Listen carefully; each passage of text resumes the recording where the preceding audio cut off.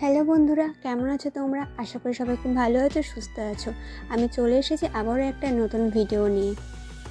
ভিডিওটা এডিটিংয়ের কারণে পোস্ট করতে অনেকটা লেট হয়ে গেল। আজকে বিপত্তারিণী পূজা, তাই পুজো দিতে যাওয়ার জন্য একদম সকালবেলা ঘুম থেকে উঠে তাড়াতাড়ি করে সংসারের সমস্ত কাজবাজ সেরে আমি রেডি হয়ে বেরিয়ে পড়েছি পুজো দেওয়ার জন্য। তো তখন আমার হাজব্যান্ড বললো, তুমি দাঁড়াও, আমি তোমার সাথে যাচ্ছি। তাই আমি যেতে গিয়ে আবার ফিরে আসলাম। পুজো দেওয়ার জন্য আমি মিষ্টি আর হাতে বাঁধার ডোর কিনে নিয়েছিলাম, আর ফল, ধূপকাঠি, মোমবাতি, আলতা, সিঁদুর এগুলো সকালবেলায় আমার শ্বশুরমশাই এনে দিয়েছিল বলে এগুলো আমাকে আলাদা করে কিনতে হয়নি। মন্দিরের সামনে গিয়ে দেখি প্রচণ্ড লাইন, আর এত বড় একটা লাইন কমপ্লিট করে আমাকে মন্দিরের মধ্যে ঢুকতে হবে। মন্দিরটা অনেক ছোট হলেও অনেক দূর দূর থেকে মানুষজন আসে এই মন্দিরে পূজা দিতে।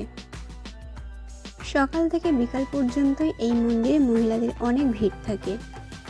মন্দিরের ভিতরটা অনেকটা ছোট হওয়ার কারণে অনেক মানুষজন একসাথে ঢুকে পুজো দিতে পারে না, তাই লাইনে দাঁড়িয়ে থাকতে হয়। আর এই রৌদ্রের মধ্যে লাইন টেনে পুজো দেওয়াটা সত্যি খুব চাপের ব্যাপার।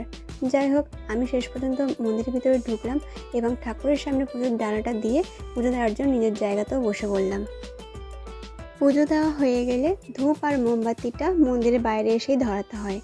আর আমি সেই ভিডিওগুলো করতে পারিনি, কারণ পুজোর ডালা হাতে নিয়ে মন্দিরের বাইরে এসে ধূপ মোমবাতি জ্বালিয়ে ভিডিও করাটা খুব চাপের হয়ে যেত। তাই আমার ভিডিওটা এখানেই শেষ করতে হলো। দেখা হবে পরের ভিডিওতে।